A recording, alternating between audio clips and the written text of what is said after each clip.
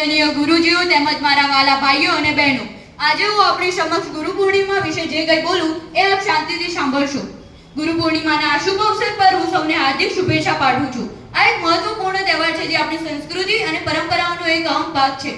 ગુરુ પૂર્ણિમા આપણને યાદ અપાવે છે કે આપણા જીવનમાં ગુરુનું કેટલું મહત્વ છે. ગુરુ તે છે જે આપણને જીવનના સાચા માર્ગો અને સાચી દિશાઓ બતાવે છે. ગુરુ આપણને જ્ઞાન પ્રાપ્ત કરવા માટે શક્તિ પ્રદાન કરે છે. ગુરુ આપણા જીવનના તમામ ક્ષેત્રોમાં ગુણવત્તાનો સંચાર કરે છે જે આપણા જીવનમાં ખૂબ જ ઉપયોગી છે.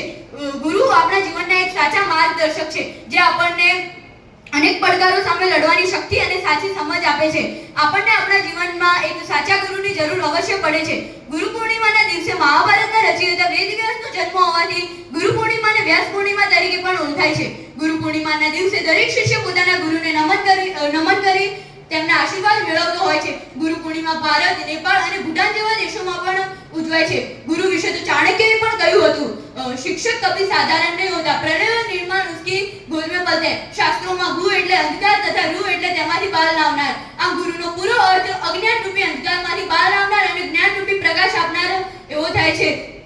चलो माરું वक्तव्य पूर्ण करता कहूं છું કે ज्ञान से बड़ा कोई दान नहीं और गुरु से बड़ा कोई दानी नहीं. अस्तु. जय हिंद, जय भारत. ખૂબ સરસ સ્પીચ આપી મોડ પાર્કે.